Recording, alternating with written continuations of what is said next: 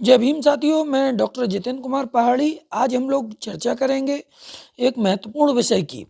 देश में जो शक्तियां हैं वो कौन कौन सी शक्तियां हैं और कौन कौन सी शक्तियों पर किन किन लोगों का ज़्यादा प्रभुत्व है, प्रभाव है। तो इस देश में कांशीराम जी एक बात कहते थे कि शोषण, अन्याय, अत्याचार, इन सारी चीज़ों से जो पीड़ित व्यक्ति है वो है दलित समाज का व्यक्ति, आदिवासी समाज का व्यक्ति। और उसको अगर शोषण, अन्याय, अत्याचार, उत्पीड़न आदि चीज़ों से मुक्ति चाहिए तो उसको शक्ति के साधनों पर कब्जा करना होगा, शक्ति के साधन पैदा करने होंगे। और वो शक्ति के साधन जो है, कौन कौन सी शक्तियां हैं, कौन कौन से साधन हैं, इस पर हम चर्चा करें तो 5 से 7 प्रकार की जो पावर है वो पावर है। पहली नंबर 1 की पावर जो है, नंबर 1 की शक्ति जो है वो है इकोनॉमिकल पावर, यानी कि धन की शक्ति, पैसे की ताकत। ठीक है। दूसरी जो पावर है वो है ब्यूरोक्रेटिक पावर, यानी कि नौकरशाही की ताकत, नौकरशाही की शक्ति। तीसरी जो पावर है वो है फ्यूडल पावर, या फ्यूडल पावर को हम कह सकते हैं जमीन जायदाद की ताकत, जमीन जायदाद की शक्ति। ठीक है। और चौथी जो पावर है वो है कल्चरल पावर और रिलीजियस पावर, मतलब सांस्कृतिक व धार्मिक ताकत। ठीक है। पांचवें नंबर की जो पावर है वो है पॉलिटिकल पावर या राजनीतिक शक्ति। और छठी जो पावर है वो है मीडिया पावर या संचार सूचना की ताकत। और सातवीं जो ताकत है वो है जुडिशियल पावर या न्यायिक शक्ति। ठीक है। पावर अथवा शक्ति आपको क्यों चाहिए और इसका इस्तेमाल कहाँ करना है। तो अगर हम लोग देखें साथियों कि ये सातों तरह की जो ताकतें हैं, पावर हैं, शक्तियां हैं, इन सातों शक्तियों में जो शोषित, पीड़ित, वंचित समाज के लोग हैं, जो दलित, पिछड़े, आदिवासी, अल्पसंख्यक समाज के या सवर्णों में भी वो जो लोग कमजोर हैं, वीकर सेक्शंस में आते हैं, जिनके पास जो है ये संसाधन नहीं है। अगर हम इकोनॉमिकल पावर की बात करें, धन की या पैसे की ताकत की बात करें, तो पॉइंट में जो है शेड्यूल कास्ट, शेड्यूल ट्राइब के लोग तो पॉइंट में मिलेंगे, मतलब 1-2% से लेके 5% तक ऐसी शेड्यूल कास्ट, शेड्यूल ट्राइब की आबादी होगी जिसके पास धन की ताकत है, पैसे की ताकत है, पैसे की शक्ति है। और अगर हम ब्यूरोक्रेटिक पावर की बात करें तो ऐसी ही हालत यहाँ जो है पिछड़े समाज की है। यहाँ पर थोड़ी सी ब्यूरोक्रेटिक पावर की अगर हम बात करें तो पिछड़े समाज, ओबीसी समाज की अपेक्षा दलित समाज की स्थिति ठीक है, क्योंकि उनको अंग्रेजों के समय से ही रिजर्वेशन, आरक्षण मिला और वो जागरूक कौम हो गई तो उसको थोड़ा सा नौकरियों में जगह ज़्यादा मिल गई। अगर हम फ्यूडल पावर की बात करें, जमीन जायदाद की शक्ति की बात करें, तो दलित, पिछड़े और आदिवासी तीनों समुदायों की स्थिति इसमें बेहद ही बदतर है। यहाँ पर अगर हम फ्यूडल पावर में देखें तो बहुत कम, पॉइंट में 0.5% भी दलित और आदिवासी समाज के लोग ऐसे नहीं होंगे जिनके पास बहुत ज़्यादा जमीन जायदाद हो। पिछड़े समाज में भी ये 5 से 10% लोग ही ऐसे होंगे जिनके पास ये जमीन जायदाद की ताकत ज़्यादा होगी। अब हम कल्चरल और रिलीजियस पावर की बात करें तो एक वर्ग को छोड़ करके इस देश में ये ताकत किसी के पास नहीं है। जिनकी इस देश में 3%, 4% आबादी है, उनके पास कल्चरल और रिलीजियस पावर या हम कहें कि मतलब सांस्कृतिक व धार्मिक ताकत जो है वो बहुत बड़े पैमाने पे है जो है, और ये सदियों से उनके पास रही है। एक तरह का उनको रिजर्वेशन है ये, और इस रिजर्वेशन के कारण वो सदियों से इस देश की जो बहुसंख्यक आबादी है उस पर उनका एक अधिकार रहा है, और उनकी जो है रिलीजियस या कल्चरल पावर बहुत मजबूत रही है। पॉलिटिकल पावर की बात करें तो बाबा साहब डॉक्टर अंबेडकर के जाने के बाद जो है लगभग जो है दशक तक या 2.5 दशक तक दलित, पिछड़ी जो आबादी थी उसकी आज़ादी के बाद से 1984 तक कोई पॉलिटिकल पावर, कोई हैसियत नहीं थी, कोई ताकत नहीं थी। लेकिन 1984 में मानवर कांशीराम साहब, माननीय मुलायम सिंह यादव, माननीय लालू प्रसाद यादव, बहन कुमारी मायावती और जो है रामविलास पासवान आदि नेताओं के उदय के कारण जो है इन समाजों की जो दलित पिछड़ी जातियां थीं उनकी पॉलिटिकल पावर बनना शुरू हुई, लेकिन 1 दशक से ज़्यादा वो या 2 दशक से ज़्यादा वो पॉलिटिकल पावर नहीं चल सकी और जो है दलित समाज की जो पॉलिटिकल पावर थी या पिछड़े समाज की पॉलिटिकल पावर थी वो कमज़ोर होना शुरू हुई। और आज अगर हम सत्ता के मंदिर में देखें, संसद के अंदर देखें, तो संख्या भले ही हो लेकिन वो जो है किसी काम की संख्या नहीं है। जो लोग दलित समाज से आने वाले सांसद हैं, लगभग 131 उनकी आबादी होती है वहाँ पर संसद के अंदर, पार्लियामेंट के अंदर उनकी संख्या जो है वो लगभग 131 से ज़्यादा है। लेकिन जब दलित अधिकारों को ख़त्म करने की बात होती है, जब दलित अधिकारों के संरक्षण की बात होती है, तो वो मौन हो जाते हैं, गूंगे बन जाते हैं। तो ऐसी पॉलिटिकल पावर जो सेल्फ रिस्पेक्ट के लिए काम करती हो, सेल्फ दलितों के लिए या पिछड़ों के लिए अधिकारों की बात करती हो, ऐसी पॉलिटिकल पावर जो है शून्य के बराबर वर्तमान में दिखती है। अब हम बात करें मीडिया की पावर, तो अधिकांशतः जो मीडिया हाउसेस हैं, मैंने कहीं नोट किया था, इस पर एक वीडियो बनाऊंगा, सारे मीडिया हाउसेस पर एक विशेष वर्ग, एक विशेष जाति, एक विशेष तबके का कब्जा है। उस पर दलित, पिछड़े, आदिवासी समाज और माइनॉरिटी में मुस्लिम समाज की जो है संख्या शून्य से भी बिलो है, मतलब नगण्य में। अगर हम माइक्रोस्कोप लेकर ढूंढेंगे तो भी कर्मचारी तो मिल जाएंगे लेकिन मालिक कोई नहीं मिलेगा। तो मीडिया में या संचार सूचना की जो ताकत है उसमें जो है दलित, पिछड़े, आदिवासी, अल्पसंख्यक समाज की जो संख्या है वो मतलब नगण्य है। ठीक है, जुडिशियल पावर में तो हम देखते हैं कि कुछ परिवारों ने ही कब्जा करके रखा है और आज़ादी के बाद से कुछ परिवार ही देश की न्यायिक व्यवस्था को चला रहे हैं। वहाँ पर एक डेमोक्रेसी नाम की कोई चीज़ नहीं है, वहाँ पर लोकतंत्र नाम का कोई वो नहीं है। और वो परिवार ही, उनके दादा जो है सुप्रीम कोर्ट के जस्टिस, फिर उनके पिताजी, फिर वो, इस तरीके से पीढ़ी दर पीढ़ी वहाँ पर कुछ परिवारों का कब्जा है। अब ये जो पावर है इनको आपको क्यों चाहिए, इस पे हम लोग डिस्कस करें तो क्योंकि पावर उसको चाहिए होती है जो शोषित होता है, जो शोषण का शिकार होता है, अन्याय अत्याचार का शिकार होता है, उत्पीड़न का शिकार होता है, जिसके हक अधिकार मारे जाते हैं और जो पूरी तरह से पावरलेस होता है, शक्तिहीन होता है। तो दलित, पिछड़े, आदिवासी समाज के लोग जो हैं इस देश में सदियों से पावरलेस रहे हैं, शक्तिहीन रहे हैं। ये सभी शक्तियाँ आपके पास बिल्कुल नहीं रही हैं, ना के बराबर रही हैं। और साथियों, मैं ये वीडियो क्यों बनाता हूँ, क्योंकि मैं किसी के खिलाफ नहीं हूँ, किसी जाति के खिलाफ नहीं हूँ, किसी धर्म के खिलाफ नहीं है।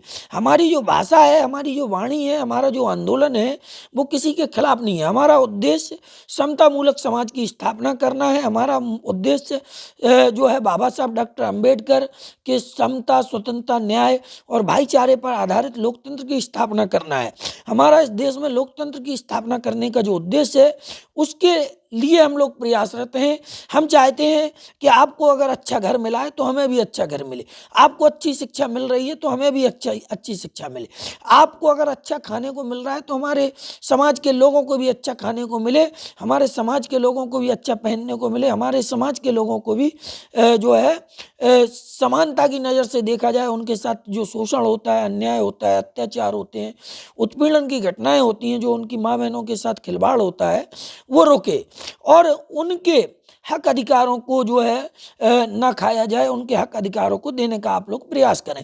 तो हमें किसी से दिक्कत नहीं है। ठीक है, हमारा उद्देश्य जो हमारा आंदोलन है, हमारा उद्देश्य है वो जियो और जीने दो के आधार पर चलने वाला आंदोलन है। ठीक है, अगर आपको 2 वक्त की रोटी मिल रही है तो हमें भी 2 वक्त की रोटी मिलनी चाहिए, हमारी समाज को भी 2 वक्त की रोटी मिलनी चाहिए। अगर आपके पास अच्छा घर है, अच्छी छत है, तो हमारे पास भी घर हो, छत हो, ऐसी हमारी भी कामना है। अगर आपके बच्चे अच्छे स्कूल में पढ़ रहे हैं तो हमारे बच्चों को भी अच्छी शिक्षा मिलनी चाहिए। ठीक है, तो इसलिए हमें पावर चाहिए और ये पावर बाबा साहब डॉक्टर अम्बेडकर ने कहा कि हमें वोट जैसी जो है तोप हमने आपको दी है और इसका इस्तेमाल करके आप जो है बड़े से बड़े तुर्रम खां को चित कर सकते हो। तो इस वोट का हमें इस्तेमाल करके पावर गेन करनी है, पावर के जो संसाधन हैं, ये सातों जो रिसोर्सेस हैं पावर के, उन पर कब्जा करना है। और वो कब हम कर सकते हैं? जब हम सत्ता के मंदिर में काबिज हो जाएं। और वो कब कैसे कर सकते हैं? वो वोट के माध्यम से कर सकते हैं। तो कांशीराम जी ने कहा कि power is needed to destroy the power. वो कहते थे कि किसी की शक्ति को अगर कमजोर करना है, आपको शक्ति पैदा करनी होगी। और शक्ति कैसे आएगी? तो वो कहते थे power will be a product of struggle. वो कहते थे कि जो शक्ति है वो संघर्ष से पैदा होगी, उसका उत्पाद होगी। ठीक है। अब हम बात करें कि जो हम लोग पावरलेस जो लोग हैं, उनको बाबा साहब अम्बेडकर एक बात और कह गए हैं कि संविधान में आपको हमने जो अधिकार दिए, जो राइट्स दिए हैं, उनको आप कागज के चंद टुकड़ों से बचाकर नहीं रख सकते हो। वो क्या, उन्होंने संविधान की सभा में कहा कि rights are not protected by law but they are protected by social और मोरल कंसाइंस। उन्होंने कहा कि जो अधिकार आपको मिले हैं, उनको आप कानून से नहीं बचा सकते हो। आज आप देख रहे हो स्थिति कि मतलब कोई भी जो कानून है वो न्यायपालिका पास कर देती है, किसी भी तरह का कानून लागू हो जाता है। और जो है संविधान को ताक पर रखकर कुछ इंस्टीट्यूशन काम कर रहे हैं। तो वो कहते थे कि rights are not protected by law. कानून के द्वारा आप अधिकारों को संरक्षित नहीं कर सकते हो, नहीं बचा सकते हो। वो कैसे बचा सकते हो? वो कहते थे but they are protected by social और मोरल कंसाइंस। मतलब इसको आप लोगों को नैतिक रूप से और सामाजिक रूप से जागरूक करके बचा सकते हो। SC ST का आज भी आरक्षण पूरा नहीं हुआ, OBC का तो बिल्कुल नहीं हुआ। ठीक है। उसके बाद भी पिछड़ों का बेटा जो है आज देश का प्रधानमंत्री, जो अपने आप को कहते हैं कि मैं पिछड़ों का बेटा हूं, वो पिछले 3 टेन्योर से प्रधानमंत्री हैं और पिछड़ों का कोटा पूरा नहीं करवा पा रहे। तो इस पर हम लोगों को चिंतन मनन करने की आवश्यकता है साथियों। जुडिशरी रिक्रूटमेंट जो है 2022 तक अगर हम देखें और 2022 तक हायर एजुकेशन का रिक्रूटमेंट देखें, तो हम लोगों को अपनी औकात का पता चल जाएगा कि हम इस देश में कहाँ हैं, हमारी औकात क्या है इस देश में।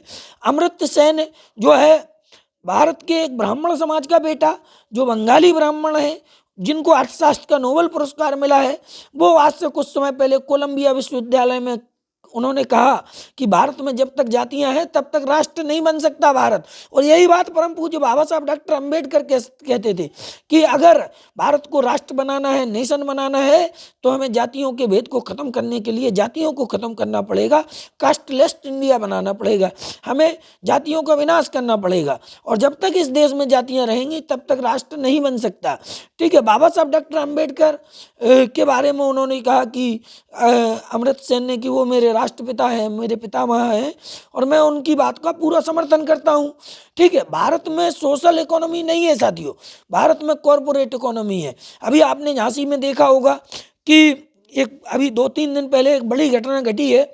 सरकारी जो मेडिकल कॉलेज है वहाँ पर जो बच्चों का ICU था उसमें आग लग गई किसी कारण से, शॉर्ट सर्किट से या किसी प्रशासनिक लापरवाही के कारण। वहाँ कोई डॉक्टर, कोई नर्स मौजूद नहीं थी। ये साथियों प्राइवेट जो अस्पताल हैं, जो कॉरपोरेट इकोनॉमी हॉस्पिटल्स के अंदर चल रही है, उसका परिणाम है, उसका दुष्परिणाम है।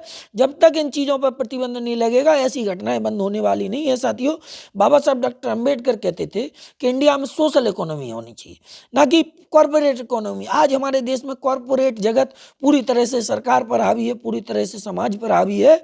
तो इसको खत्म करने के लिए साथियों हम लोगों को एक ही काम करना है, आपस में भाईचारा पैदा करना है। जो पीड़ित लोग हैं उनको आपस में भाईचारा पैदा करना है। जो सिस्टम के सताए हुए लोग हैं उनको एकजुट होना है, चाहे वो किसी भी जाति के हों, किसी भी धर्म के हों, उनको एकजुट होकर के आपस में भाईचारा पैदा करना है। और जब वोट डालने की बात आए तो उस वोट के माध्यम से capture the temple of power for your emancipation. ये बाबा साहब डॉक्टर अंबेडकर ने कहा कि अगर आप अपनी मुक्ति चाहते हो तो वोट के माध्यम से सत्ता के मंदिर पर काबिज होना है। आपको संसद के अंदर अपनी ज़्यादा से ज़्यादा दुखी लोगों के, पीड़ित लोगों के प्रतिनिधि भेजना है, जो रियल प्रतिनिधि हो, आपकी जो बात वहाँ कर सकें। और ये कब होगा? ये होगा कैसे? ये होगा आपसी भाईचारे से। भाईचारा कैसे बनेगा साथियों? भाईचारा बनेगा, उसके लिए कांशीराम जी एक फॉर्मूला दे के गए। वो हमसे कह के गए हैं कि सबसे पहले हमें आपस में भाईचारा बनाने के लिए एक साथ बैठना होगा। तो वो कहते थे कि to sit together, to meet together और टू ईट टुगेदर। वो कहते थे कि आपस में बैठो, आपस में छोटी छोटी बैठकें करो, छोटी छोटी पंचायतें करो, आपस में मिलो, आपस में आपस में खाना खाओ। आप बहन बेटी का रिश्ता नहीं बना सकते हो, रोटी बेटी का रिश्ता नहीं बना सकते हो, लेकिन भाईचारा बनाओ आपस में। और छोटी छोटी पंचायतें करके हम बड़ी पंचायत पर कब्जा कर सकते हैं। हम सरकार से दूर हैं क्योंकि हमने छोटी छोटी पंचायतें करना बंद कर दिया। जिस दिन हम लोग आपस में भाईचारा बना करके छोटी छोटी पंचायतें करना शुरू कर देंगे, उस दिन इस देश के संसद में, पार्लियामेंट में सबसे ज़्यादा शोषित पीड़ित वंचित लोगों के प्रतिनिधि होंगे, और रियल प्रतिनिधि होंगे, जो आपके हक मारे जाने पर आपकी बात करेंगे, आपके हक खाए जाने पर आपकी बात करेंगे। इन्हीं बातों के साथ साथियों, मैं आप लोगों से पुनः निवेदन करूंगा कि आपसी भाईचारे को मत तोड़ो। आपसी आपसी जो भाईचारा है उसको बनाने का प्रयास करो, ताकि इस देश में जो शोषित पीड़ित वंचित समाज के लोग हैं उनको न्याय मिल सके, उनका शोषण बंद हो, उनको जो है शोषण से मुक्ति मिल सके, उनके बच्चों को अच्छी शिक्षा मिल सके, और अच्छी शिक्षा के माध्यम से उनके हक अधिकार को बचाया जा सके। इन्हीं बातों के साथ मैं अपनी बात को ख़त्म करूँगा। जय भीम, जय भारत, नमो बुद्धा, जय हिंद। और ये जो इस तरीके के नारे आ रहे हैं कि कटोगे बटोगे तो कटोगे, इनसे हमें बचना है, क्योंकि ये जो नारे देने वाले लोग हैं ये अपने बच्चों को ये नहीं सिखाते हैं। इनके बच्चे जो है जिस समुदाय के खिलाफ हम लोगों को भड़काते हैं ये लोग, उसी समुदाय में शादियां करते हैं अपने बच्चों की, और उनके साथ इनका अच्छा भाईचारा है। इनके बच्चे विदेशों में पढ़ते हैं, तो इस तरीके से हम लोगों को भी अपने बच्चों को पढ़ाना है। इन्हीं बातों के साथ मैं अपनी बात खत्म करता हूँ। जय भीम, जय भारत।